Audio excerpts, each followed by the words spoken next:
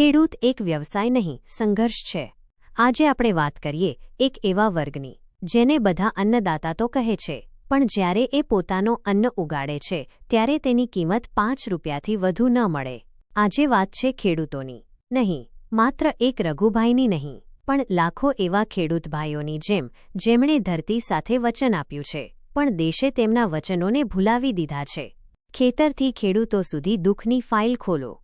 એક તરફ સરકારો કહે છે ખેડૂત એ દેશનો મુખ્ય આધારસ્તંભ છે, અને બીજી તરફ દિવસો સુધી વીજળી વગર તે સમરસરમાં પાણી ખેંચે છે. 2 મહિનાથી વરસાદ નહોતો પડ્યો. સરકારે વચન આપ્યું કે વળતરની સહાય મળશે, પણ સહાય આવે પહેલાં તો ફોર્મ ભરવા માટે ગામથી 18 કિલોમીટર દૂર ઈ-મિત્રની લાઇનમાં ઊભા રહેવું પડે. હું પૂછી લઉં, આ સહાય છે કે પાંજરો છે ખેડૂત માટે?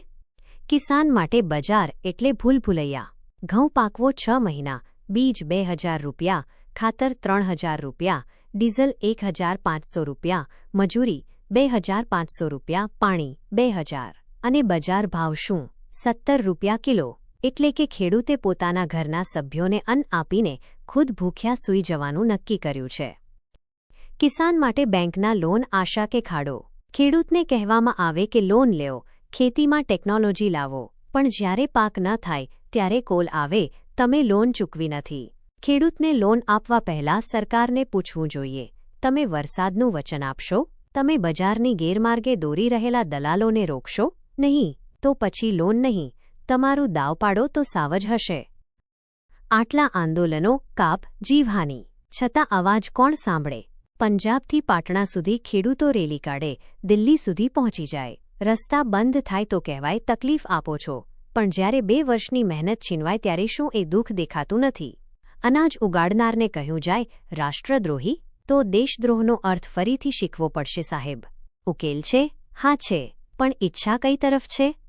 એગ્રીકલ્ચર યુનિવર્સિટીઓથી અભ્યાસ કર્યા પછી પણ યુવાનો પાછા વાળે છે, કેમ કે આધાર નથી, માર્કેટ ટકી શકતી નથી. મોદી કે કોંગ્રેસ મુદ્દો નથી. મુદ્દો છે શું ખેડૂતને અમે ખરેખર અન્નદાતા માનીએ છીએ કે નહીં? MSP કાયદો નહીં, શ્વાસ બનવો જોઈએ. દલાલ મુક્ત માર્કેટિંગ યારનું સપનું નહીં, હકીકત બનવી જોઈએ. આ અંત નહીં, શરૂઆત છે.